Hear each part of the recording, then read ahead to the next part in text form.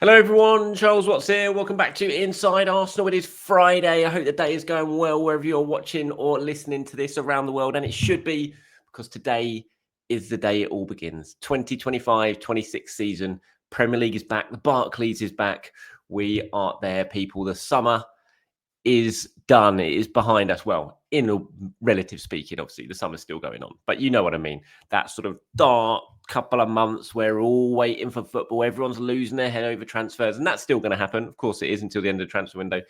But even so, football is back. And I cannot wait. I cannot wait for it. Obviously, we've got a couple more days to go until Arsenal return to action with that game against Manchester United. But it all kicks off later on. Bournemouth versus Liverpool. Come on, the Cherries.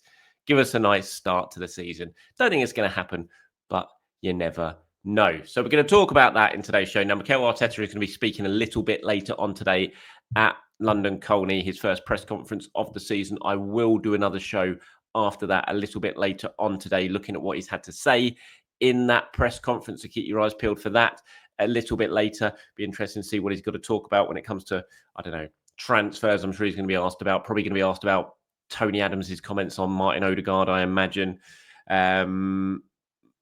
Interesting to see if he gets asked about Martin Zubimendi, because I'm sure you've seen all the whispers and the rumours doing around on social media and the conspiracy theories of where is Zubimendi? Why was he not in the media day pictures? Why has he not been in any other pictures or training videos?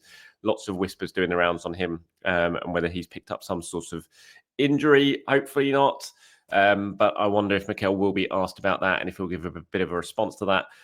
So we'll wait and see. So interesting stuff, hopefully coming from Mikel Arteta a little bit later on as it all gets underway. We're going to look at what he's been saying ahead of the Premier League season kicking off. He's been talking about Arsenal and the need for a title.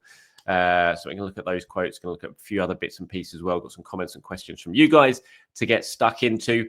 For the final time, I'm going to quickly plug this, the FPL. Now, this, if you're watching on YouTube, you can see it here. This is the code for the regular Inside Arsenal League that is open to absolutely everyone. You can see the code there on screen. I will put it down into the description as well. That at the beginning is a lowercase L. It's not a capital I, it's a lowercase L. So it's LNV905. That is the code for the regular Inside Arsenal League. If you want to sign up to be involved in the Inside Arsenal Patreon, Rob, that one's for you, Members League, then you still have a chance to do that, but you have to come on, sign up, become a member, a patron, Rob, there you go again, before the first FPL deadline, which is 6:30 p.m. UK time tonight. So if you want to get involved in that league, sign up, become a member, get access to that league. The code you'll find on the Patreon message board and Discord and everything like that, and you can become a member.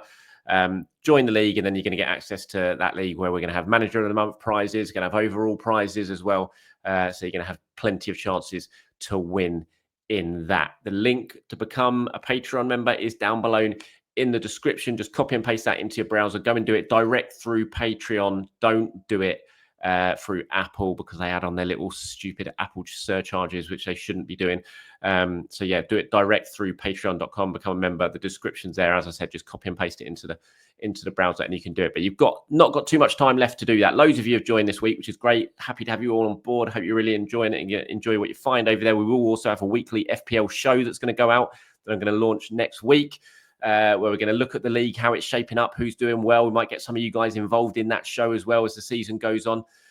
So that should be a bit of fun as well to add to the extra content list that you get if you become an Inside Arsenal Patreon member. And there's also a shirt competition, which again, you have to get really involved because the deadline for that is today as well. So if you want to become a member and get into the competition to win a shirt to celebrate the launch of the new season, then you'll do that. You'll find all the details on the Patreon message board again and the Discord message board. Right, let's talk about Mikel Arteta, shall we? Who has been given an interview ahead of his press conference today to ESPN Brazil about the new season, the sort of pressures that Arsenal are facing, because this is a big season.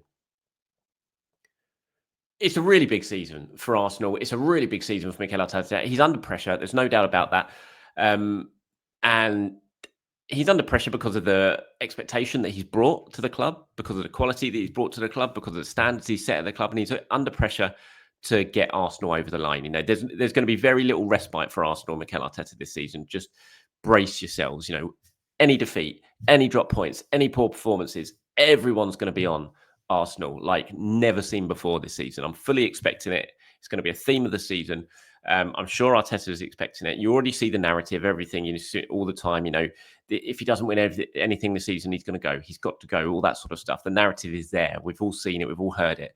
And that is only going to increase this season. Spotlight's going to be on him. Sky are going to be all over him. Carragher, Neville, everyone's going to be all over Arsenal this season. So it's a big season. This is a big moment for Mikel Arteta. He knows it as well. And I do think it's fair that there is pressure on him because, Arsenal have done so well. He has raised the standards so much. But ultimately, you do need to try and get yourselves over the line. And if you can't get yourselves over the line seasons after season after season, then at some point, something's got to give in that scenario. So I can understand why there will be some pressure on it, even though I do feel a lot of it will be unfair because I just think Arsenal are going to be under so much scrutiny this season by absolutely everyone in the media. But he's been speaking to ESPN Brazil kind of about that. And this is what he had to say. So I give my passion, my energy, my knowledge, and everything I have to give to this club. I believe we have transformed this club from where it was to where it is today. In terms of performance, when you look at the last 3 years in the Premier League, we are the team that has scored the most points, but we still need to win a major title. That's what's missing because the rest is done. The connection with the fans has changed. There's no doubt that Arsenal is one of the best teams in Europe, but we still need to seal that achievement. So he understands it himself. There's always lots of talk about Arsenal and phase 1, phase 2, phase 3, phase 4, phase 5 because of that 5 sort of phase plan that he introduced when he arrived. But that's over, and I always see that sort of banded around on social media. Or what phase is Arteta in now? That we're at the end game. Arsenal have done everything they needed to do under Arteta, or Arteta has done everything he needed to do at Arsenal to get them back being one of the best teams in the world, because they are one of the best teams in the world. They easily could have been European champions last season had things gone their way a bit different in the semi-final. So they are at the top of the game again, which is where, not so long ago, I didn't think Arsenal had a chance of getting back to the top of the game again because they were in such a state.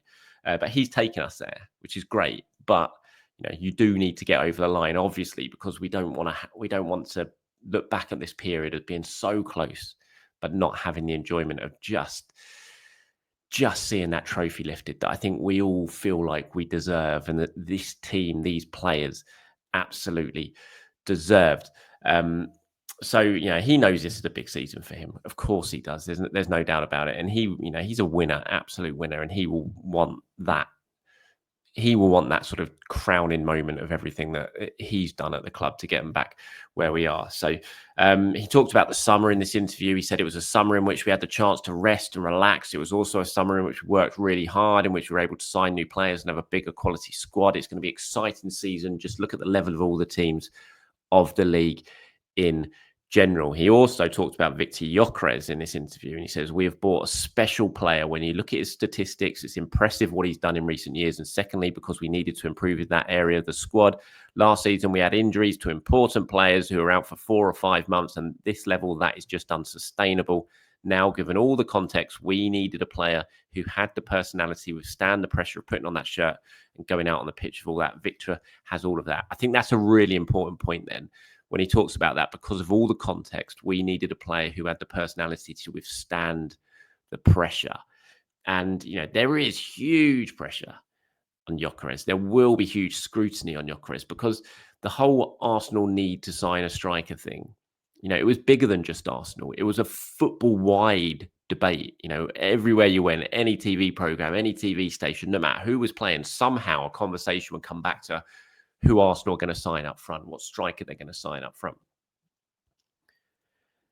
And I think when he talks about the sort of needing the personality to be able to withstand that, and you look at the sort of choice that Arsenal had and the debate, the whole Sesko Gyökeres thing that went on forever and just carried on dragging on, to build up for the summer. And then they ultimately decided on Gyökeres. I do think that being able to withstand the pressure and having the personality to do that, I wonder if that was a really big thing on the tipping scale that tipped the pursuit towards Gyökeres more than anyone else. That they looked at him and his desire and his personality and his character and just felt he can deal with the scrutiny that's going to come with being Arsenal's long-awaited number 9, better than anyone else who was on that market. We'll wait and see. He had a great start last weekend. Great to get himself off and running. It'd be fantastic if he could get himself off and running at Old Trafford as well at the weekend, if he gets a start, which I think he probably will. Again, I'm sure that's going to be a big sort of talking point at the press conference a little bit later on today. Right. I'm going to quickly go through. I did do this with James and Inside Arsenal Extra Time a while back, but if you didn't watch it, this one, our season predictions, I'm going to quickly go through what I have predicted Arsenal-wise for this season. So Premier League, I've gone Arsenal win. I think Arsenal are going to win the title this season. That's what I've gone for. I've gone for an 89 points tally for Arsenal this season, which will win them the Premier League. My top four has been Arsenal, Liverpool, City, and Chelsea. Relegated, I went for Brentford, Burnley, and Sunderland. Champions League, I've gone for another semi-finals for Arsenal. I don't think they're going to win the Champions League this season. I think they'll get to semi-finals again. Domestic cups, I've gone for Arsenal will win the FA Cup. There. So I've got a double for Arsenal here. And top scorer, I've gone Gyökeres. Most assists, I've gone Saka. Player of the season, I've gone Saka. Breakout star, I've gone Dalman. And my wild Arsenal prediction at the time of doing this was Ethan Nwaneri will go out on loan in January. That was my wild Arsenal prediction. I'm not so sure on that now, I have to say, but that was at the time of doing that prediction. I'm just looking at thinking, is he going to get enough minutes? Will Arsenal maybe send him out on loan? So that was it. I'm not saying that's definitely going to happen, because that was my wild Arsenal prediction. So my sort of random Arsenal prediction was that Ethan Nwaneri will go out on loan in January. So win the Premier League, 89 points, semi-final with the Champions League, win the FA Cup. I'm a double. I'm going for the double. This is going to be the same as 2001, 2002. When after finishing second 3 years in a row, they went on and won the double. And I'm predicting the same things to happen this time around. So let's see how wrong I am with that, or how right I am. Who knows? But those are my season predictions for 2025-26. Right, just on Zinchenko, more stuff doing the rounds on Zinchenko today. Strong stuff, stuff, shall we say, coming from Italy about, obviously, Milan's interest has been sort of long mentioned when it comes to Zinchenko. There's also stuff saying that Napoli are keen, Conte is keen on taking him, but that they're looking at doing a loan and they're willing to wait until the end of the window when Arsenal maybe are in a bit of a desperate situation to try and get him out on loan, which, quite frankly, I just think it would just... I just can't deal with another. There's so many of these loan deals, I just don't see why you can't. Well, I do see. Sorry, that's wrong. But because of his wages, it is a difficult one for a very good price. But I think sometimes you might have to be willing to sanction something a bit lower. I don't know, but I just think with Zinchenko, he's a 28-year-old player. He's captain of his international side, or has been. Is regularly captain of his international side. He's a good player, very good player. He should be someone you can sell. So it's going to be interesting. I would not like a loan without any, there's so many loans that Arsenal have done over the years of loan of an option, but you just know as soon as that, it's almost you throw option in there just for the sake of it, because no one's going to take it up. Like when Sambi went to Sevilla, it was like, they've got an option to turn it permanent. You knew full well Sevilla were never going to turn it permanent at the end of that option. Because they wouldn't have been able to have the money to do it, and they just weren't going to do it. And for a player of Zinchenko's quality, age, stature, all that sort of stuff, to only be able to get a loan, come on, there's got to be a way of selling Zinchenko if he really wants to go and he's open to it, which, judging by his comments in his book, you would imagine he would be. Then try and find a deal. There's got to be someone who will take Zinchenko and pay some money for Zinchenko, I think, rather than kicking the can down the line another 12 months. But that's the latest from Italy. Then the Napoli potentially in for Zinchenko. It's all pretty quiet on the transfer rumours, speculation stuff at the moment. With Arsenal, we know the focus right now is on selling players rather than bringing players in. And, with the likes of Zinchenko still here, Vieira still here, Lokonga still here, Reece Nelson still here, Trossard potentially, if you want to add him into the mix, still here. Nothing's really moving at the moment. And we are now, would you believe it, I think just under 2 weeks away from the end of the transfer window. Absolutely flown by. So interesting to see what happens in the next week or so when it comes to selling players at Arsenal. Just before I move on to some of your questions and comments to wrap this one up, Howard Webb and PGMOL have been doing their usual stuff on the verge and the eve of a new season saying this is what we're going to clamp down on this year. It's going to be pulling and holding at the corners when it comes in. And I've seen the Daily Mail on their social media have basically done this based purely around Arsenal. Every single clip is an Arsenal player holding another player while they're talking about the new rules that are coming in. Funny that. And yeah, you always get these directives at the start of the season, don't you, from Howard Webb and his mates up at PGMOL saying, like, this is what we're going to crack down on. We're not going to crack down on violent conduct. You can go around, you can forearm people in the head, you can elbow people in the face. It's fine. That'll be a yellow card. But what we won't take is a little bit of holding or holding hands at a corner or something like that. That's what's going to cost you a penalty. And that's what's going to get players sent off, all that sort of stuff.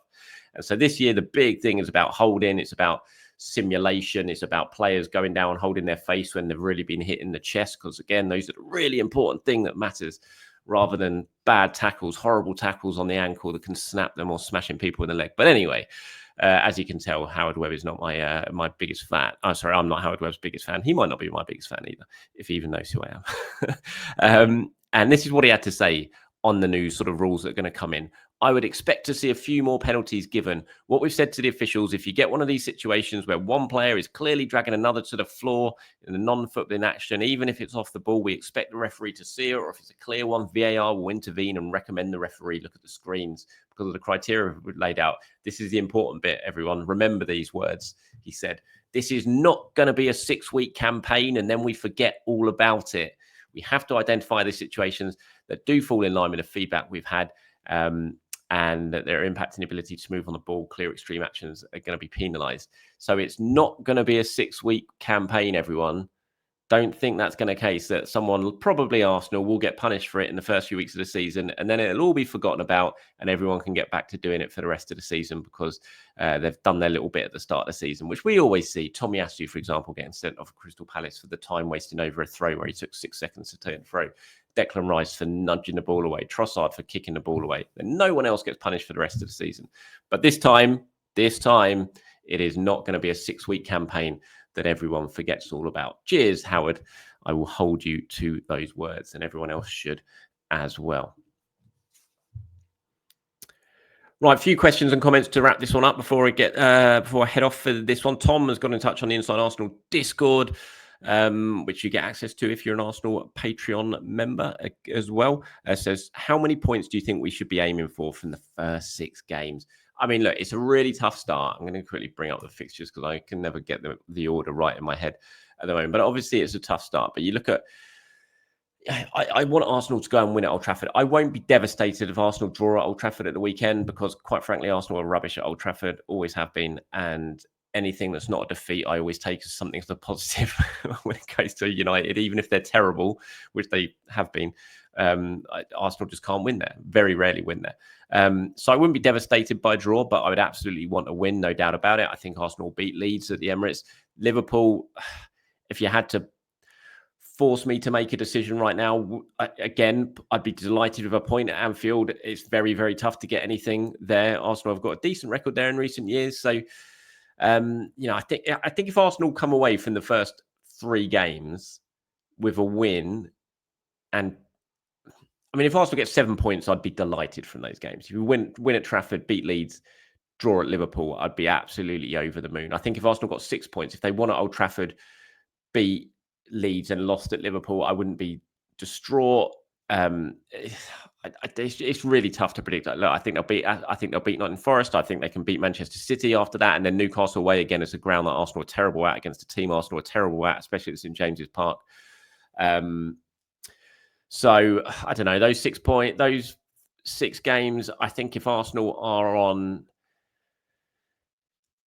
I think if Arsenal got through those games and they're on 12 points, I don't think it's terrible. They've got those games out of the way. They're still going to be in the mix there. Whatever happens, even if they won't be, they're not going to be top up if they've got 12 points at that stage after 6 games, but they're going to be in the mix, and they've got those difficult games out of the way, like the trips to Anfield United and Newcastle out of the way already. So 12 or over, I think I will be happy with over those first 6 games. But let me know your thoughts on that in the comments below. Thank you, Tom, for getting in touch and asking. Owen says, morning, Charles. With the squad depth we now have, how often do you think Arteta is going to rotate? I mean, it's a big question. And also, happy Premier League Day. Happy Premier League Day to you, Owen.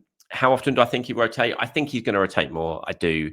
I think he has to. I think he must know that he has to. I think a big part of the stuff they did over the summer in looking at the injury prevention and all things, that had to have pointed out the minutes these players have played and all that sort of stuff. So if he wants to avoid that happening again, which he consistently says he does because he knows it's not sustainable to have another season injury-wise like last season, then he's going to have to rotate more. So I do think he will. I think a large part of the summer business this summer has been about that as well, to really strengthen the level of the squad, bring in players that he really is going to use.